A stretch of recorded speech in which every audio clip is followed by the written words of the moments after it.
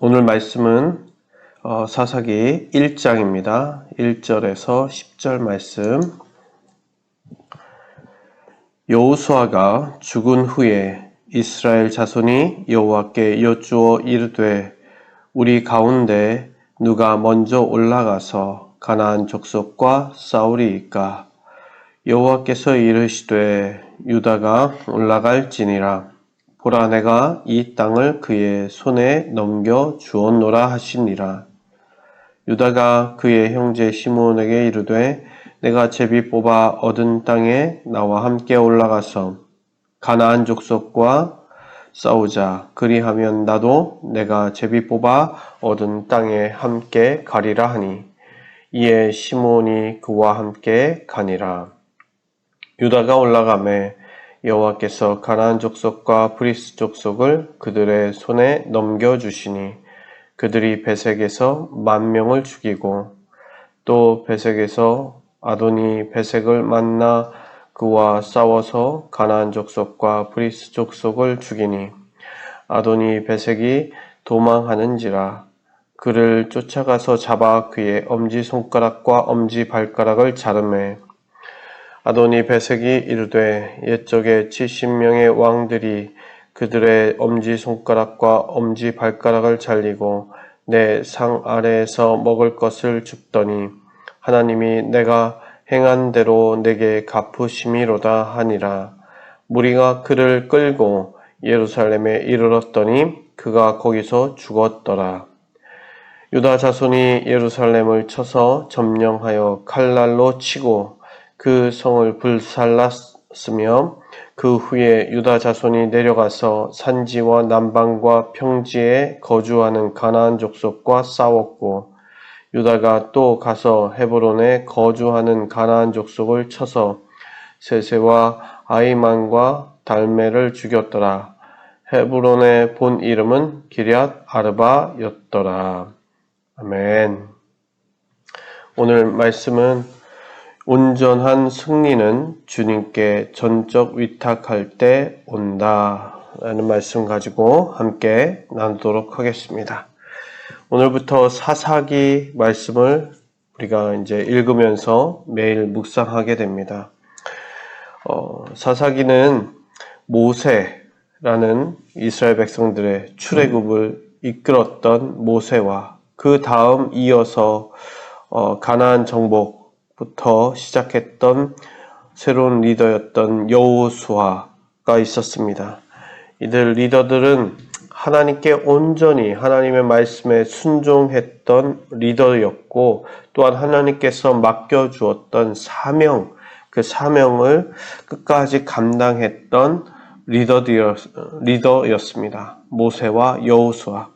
오늘 1절 말씀을 보게 되면 그러했던 여호수아가 죽었습니다. 죽은 후에 이제 어떻게 보면 새로운 시대가 열리는 것입니다.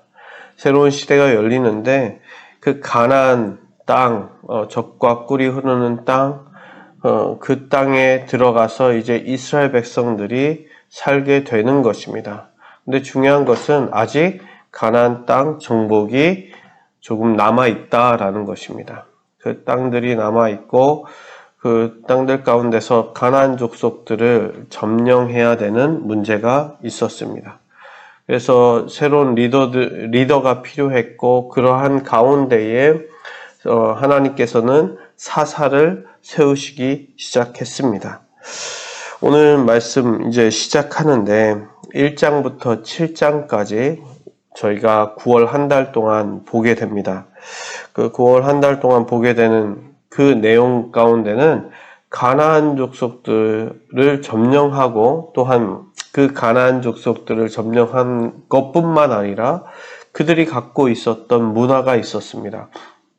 바알과 아세라를 우상 섬기는 그러한 족속들인데 그러한 문화들까지도 다 점령해야 하는 그러한 문제가 있었는데 그러한 가운데에 하나님을 버리고 그러한 문화에 젖어들은 이스라엘 백성들의 모습을 보게 됩니다. 그래서 하나님께서 온전히 그것들을 버리고 이스라엘 백성들이 가나안 그 문화들을 다 점령하기를 원했고 온전히 하나님만 따르길 원했습니다. 그것이 어떻게 보면 모세 때부터 여호수아 때까지 온전히 하나님만 의지하고 하나님만 신뢰했을 때에 하나님께서 정복하게 하시고 전쟁에서 승리하게 하시는 것이 이스라엘 백성들의 역사였습니다. 지금까지 여호수아까지 수많이 그것을 반복했죠. 하나님을 신뢰하지 못했을 때는 전쟁에서 졌었고 온전히 하나님을 신뢰했을 때는 하나님께서 그 승리하게끔 했던 것, 그것이 이스라엘 백성들의 역사였고 모습이었습니다. 오늘도 이제 시작합니다. 그러면서 그 이스라엘 백성들이 이제 새로운 이제 여호수아가 없으니 이제 누가 먼저 가서 그 가나안 땅, 나머지 땅들을 정복을 시작하겠습니까? 하면서 하나님께 묻습니다. 그때에 하나님께서는 이렇게 이야기하십니다.